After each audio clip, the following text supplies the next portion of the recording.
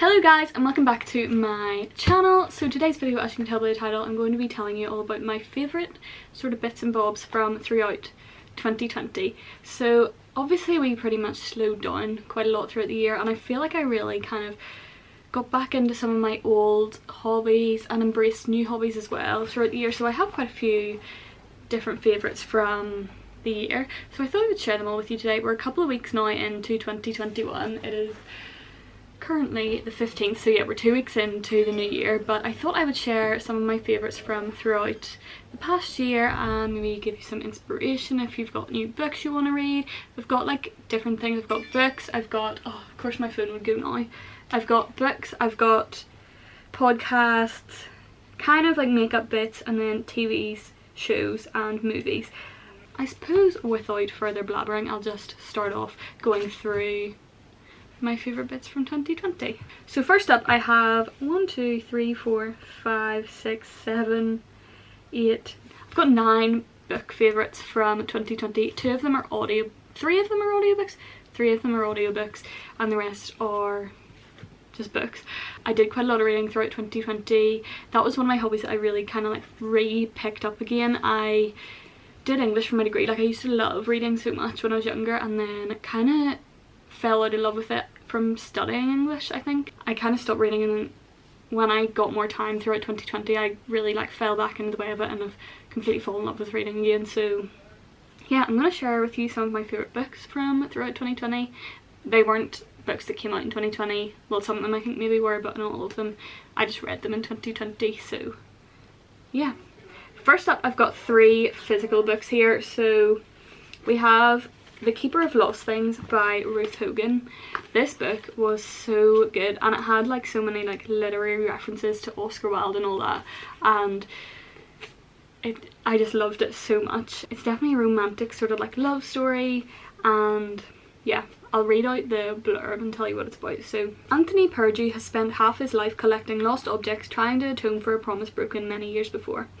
Realising he is running out of time, he leaves his house and all his lost treasures to his assistant Laura, the one who he can trust, to reunite the thousands of objects with their original rightful owners. But the final wishes of the Keeper of Lost Things have unforeseen repercussions, which trigger a most serendipitous series of encounters. So yes, this is the first book on my books that I love throughout 2020, and I would highly recommend this. I think I read this in like 2 days. Like, it's such a quick read and it's such an easy read, but it's such a like really nice, heartwarming, beautiful story. So the next one on my list isn't so cheery. It is The Tattooist of Auschwitz. I feel like a lot of people have already read this. This is by Heather Morris, and it is based on real events from during the Second World War, and it's about a couple who meet in the concentration camp and sort of like their life in there and afterwards, and it just gives you a bit of an insight into what went on. And I always think the more stories, I don't think you can ever get enough stories about what went on, and I think the more like personal stories you read, the more like the horror kind of resonates, because you can hear the facts and figures, but I think the personal stories like take it to a whole other level.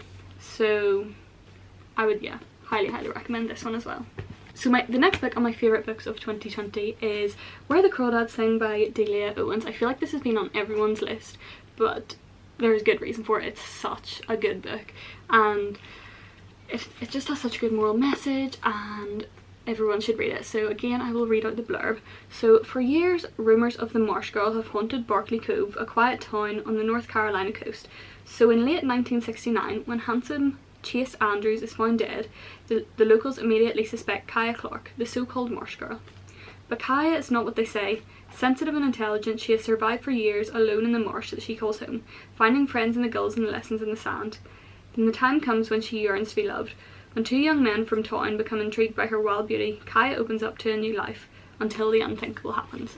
So yeah, this book is just about like, teaches you not to judge people, not to like think worse of people because they're different from you or anything like that. And I've heard people say it's like the modern day To Kill a Mockingbird, and it's not modern day, but it's like written in the modern day. I would highly recommend this. I love this book very much, and another one you should read. if you haven't already. The next book that I have loved throughout 2020, I haven't actually finished this one yet, but I'm kind of making my way through it at the minute, is Feminists Don't Wear Pink and Other Lies by Scarlett Curtis. I've become in love with Scarlett Curtis throughout this year. If you don't know about her, just look her up on Instagram, read about her. She is a fantastic woman. She is so cool. I love her so much.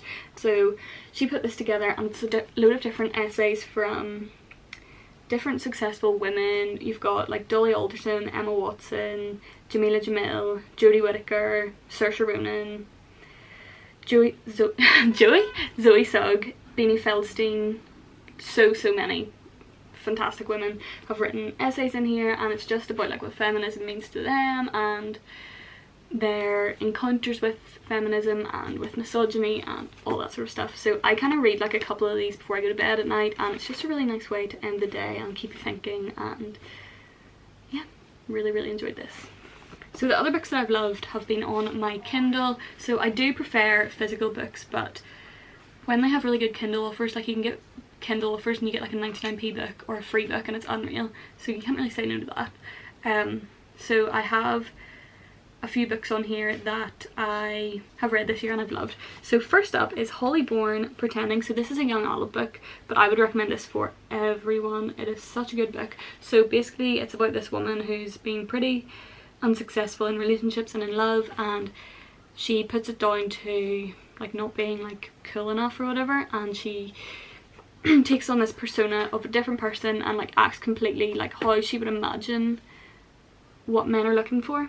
And that's basically the story. I don't want to go too far with it and tell you the whole thing, but that's basically the story, and it was very good indeed. It sort of gives you a very good insight into relationships and like sexual assault and all that sort of different thing, but yeah, that's just a bit of a trigger warning for that in case you are going to read it. The other book that I read on my Kindle this year, which I absolutely loved, was Everything I Know About Love by Dolly Alderton.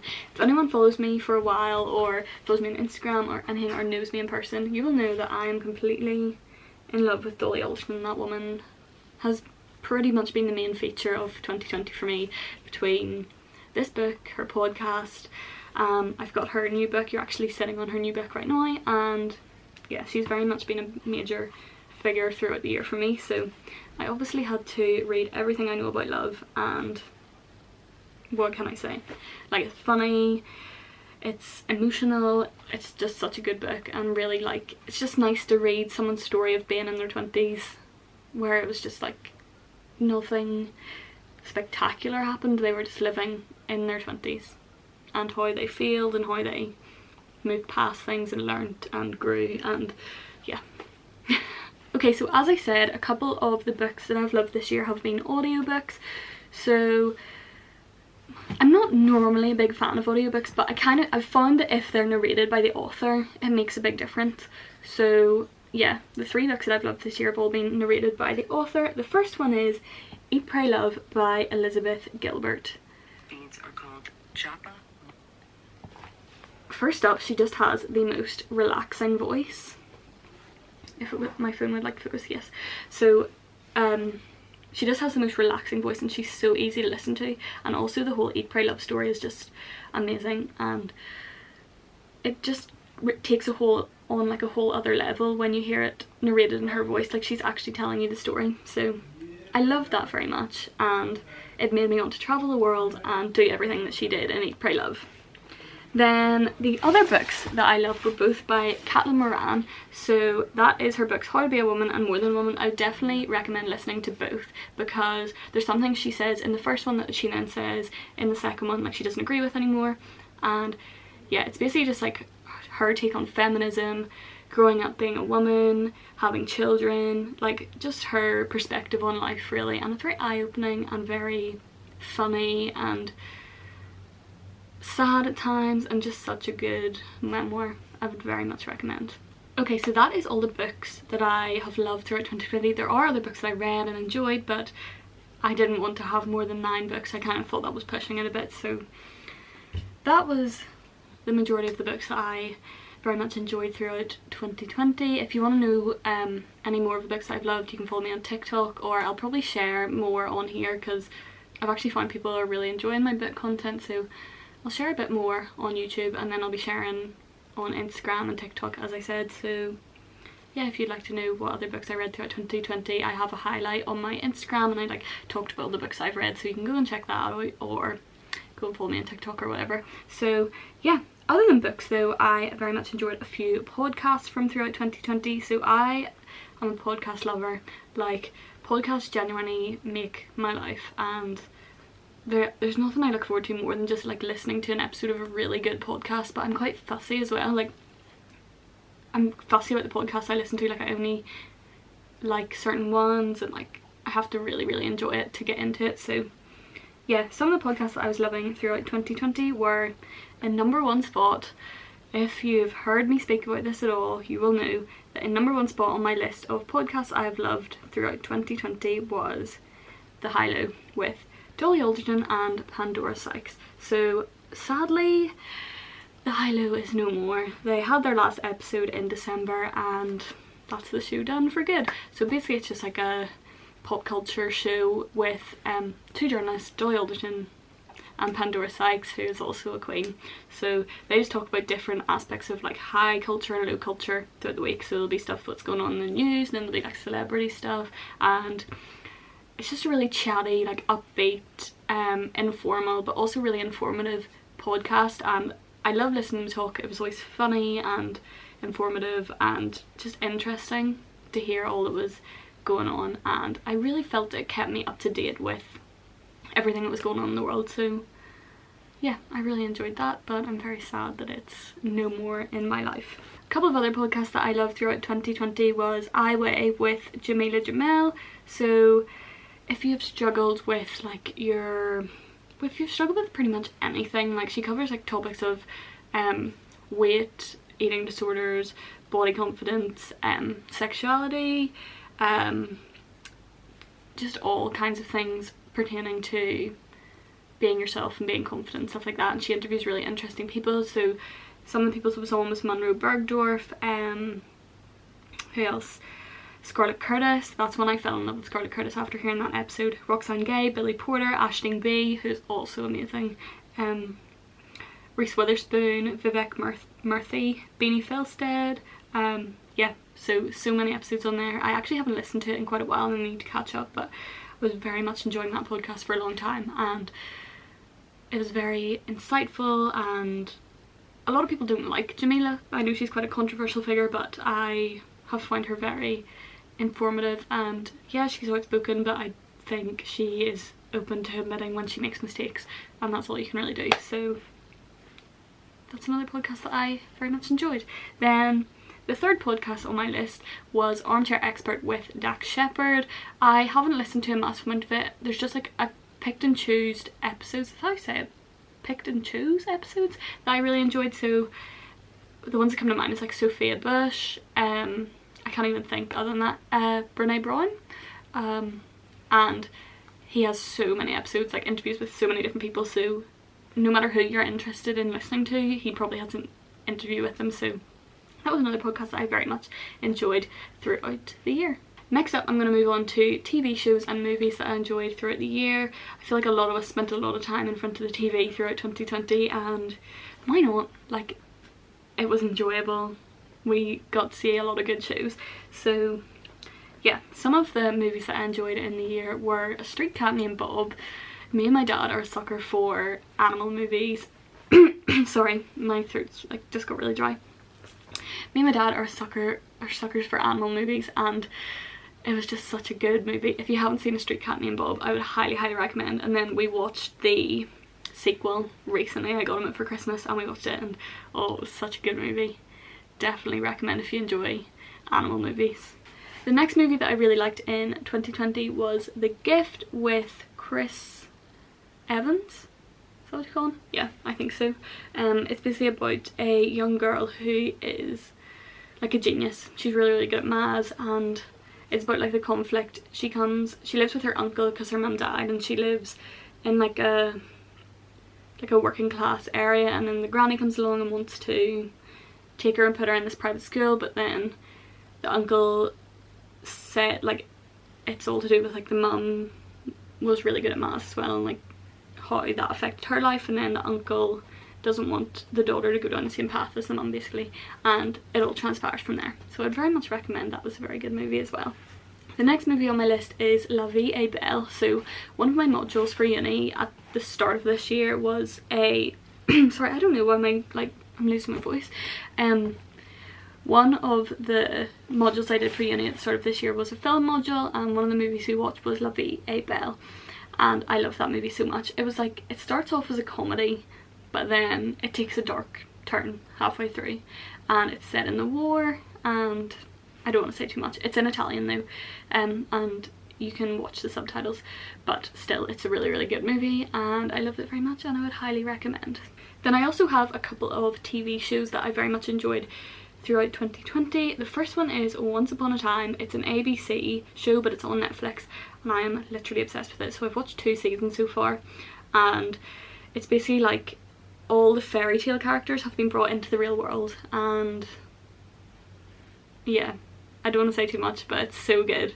If you like sort of fantasy kind of things, you'll probably like it. Then the other show that I very much enjoyed in 2020 is probably going to be really predictable, and that is Normal People. So I read Normal People 2 years ago now. Yeah, probably 2 years ago, in my final year of my undergrad, and I wasn't the biggest fan of the book, I'm not gonna lie. Like, I thought, I sort of didn't see what all the hype was about at the time, but I kind of want to reread it now that I've seen the series, because I can like visualize it a lot better after seeing the characters and seeing where they went and seeing how they acted and what they did. Like, I found the characters in the book really annoying in a way that I didn't in the TV show. So yeah, I really enjoyed the TV show. Okay, so the last few things that I loved throughout 2020 are like beauty bits. So first up is the Charlotte Tilbury Airbrush Flawless Foundation. This is the best foundation I've ever used. It's pretty pricey. I think it was like £40. I bought it with birthday money last year, and genuinely have never had a better foundation. I tend to only use it for special occasions because of the price of it, but yeah, like, your skin will never look as good as it will with this foundation. I couldn't recommend this more. Then the next thing that I loved was, so throughout the first lockdown I didn't really wear much makeup at all, but there was a couple of times when I just wanted to put a little bit of something on my skin, so I looked at Glossier because I knew they're quite minimal in terms of like coverage and stuff like that. So the thing that was my favourite from Glossier by far was the Glossier Future Dew. So this is an oil serum hybrid, and basically it just makes your skin glow. It just gives you, like, you can see now like how like glowing my skin looks. It's because of this. And I've just got the Glossier skin tint over this, so it's not even like a foundation, it's just like a sort of really lightweight tinted moisturizer basically, and I have this on under it, and I love this so much. Then the other thing I've loved throughout the year is my Miley gel nails kit. I don't want to get it all out because I've got it sitting in there really neat, and I don't want to take it out right now. So yeah, throughout 2020 I only actually got it for my birthday in November, and I used it so much in December. Like, I kept redoing my nails because I wanted to use it, and I don't have it on at the minute because my nails got really weak, and I just want to give them some time to breathe and let them grow a bit, so I'm not doing any gels at the minute. But I found it lasted me for about a week. It's meant to last up to 3. I just don't think I was doing it very well, so I'm going to get a bit more practice throughout 2021, and we'll definitely be using it pretty much all the time. So yeah, saves you a lot of money as well, rather than like going and getting your nails done all the time if you like to have pretty nails. Okay, and then the final thing on my list of things that I love in 2020 is my Nike Pegasus, oh, what are these called? Nike Pegasus 36 trail running Gore-Tex trainers. So I got really into running throughout the year because it was pretty much nothing else we could do. So when it was like nice and sunny outside, I was really enjoying going for runs and going for like walks in the mountains. Like, we spent quite a lot of our summer in the Mournes, which was really nice, and those shoes were incredible. Like, my feet did not get wet. Like, even if I stepped in a puddle, it like fully covered my foot stayed dry. And when I started running, I was really struggling with sore ankles and knees, and then as soon as I got those shoes, like, all my problems were gone. I didn't realize like how much of a difference shoes could make to your ability to run, but oh my goodness, they make a huge difference. So yeah, I very much love those shoes, and I think they saved me from a lot of injuries throughout 2020 as well.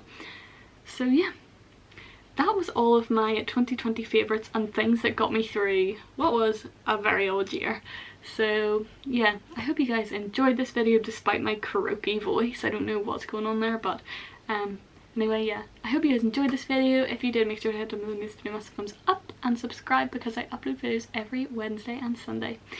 I love you guys so much, and I'll see you soon for a brand new video. Bye!